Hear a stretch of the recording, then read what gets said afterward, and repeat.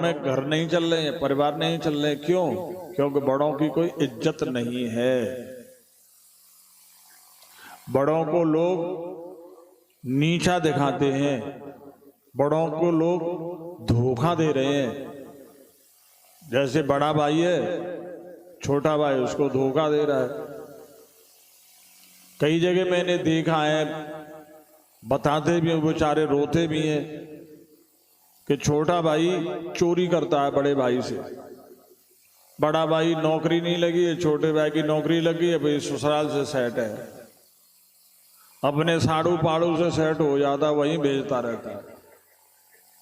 और पत्नी को हेड बना दिया, वो नंबर 1 की भाई आते, वो किसी से तमीज से बात करती नहीं, इसलिए घर टूट रहे हैं।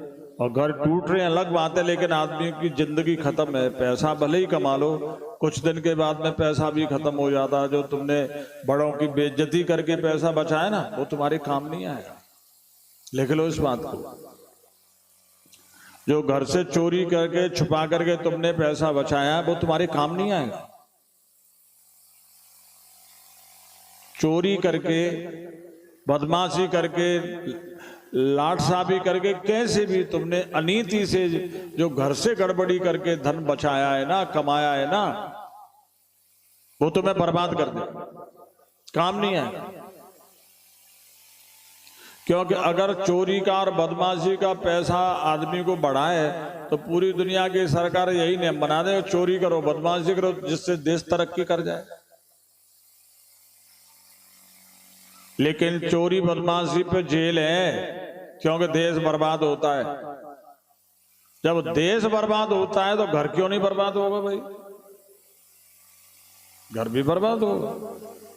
जब देश बर्बाद होगा, घर बर्बाद होगा, तो चोटे तू कैसे बर्बाद नहीं होगा?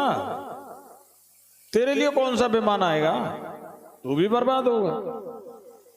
और जब तू बर्बाद होगा तो तेरी औलाद जिसको तूने खिलाया वो कैसे सपूत नहीं, वो नंबर 1 की बरन शंकर निकले।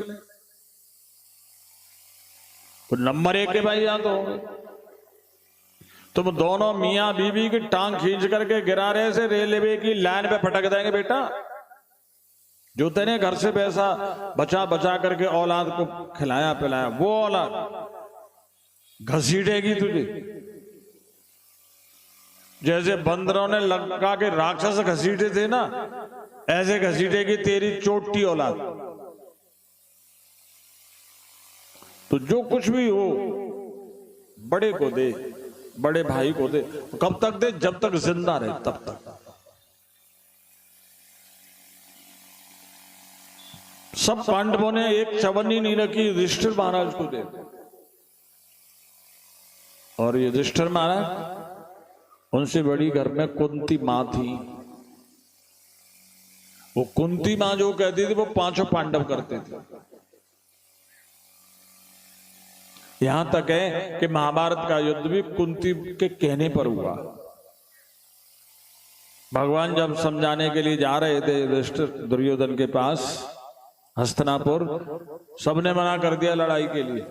भीमसेन ने, अर्जुन ने, युधिष्ठिर ने, कि केशव लड़ाई में कुछ नहीं रखा है, शांति की बात करना, हम तो कैसे भी जिंदगी काट लेंगे। लेकिन जब कुंती के पास में गए तो कुंती ने कहा, ये क्या कह रहे हैं, हमें नहीं लड़ना। कुंती ने कहा सबसे, मैंने तुमको इसी के लिए पाला था क्या कि तुम सबके सब हार मान लोगे? तुम सबके सब अपयश कलंक को झेल लोगे? तुम नाताइयों को झेल लोगे, इसलिए मैंने तुम्हें पाला था। नहीं केशव, हमें यहां तो हमारा हक चाहिए, नहीं तो हम युद्ध के लिए तैयार हैं, कह देना। तब युद्ध हुआ। अगर कुंती युद्ध की बात नहीं करती तो युद्ध नहीं होता। कहने का भाव ये है कि घर में जो भी सीनियर्स होते हैं उनकी बात को फाइनल मानना चाहिए। माता पिता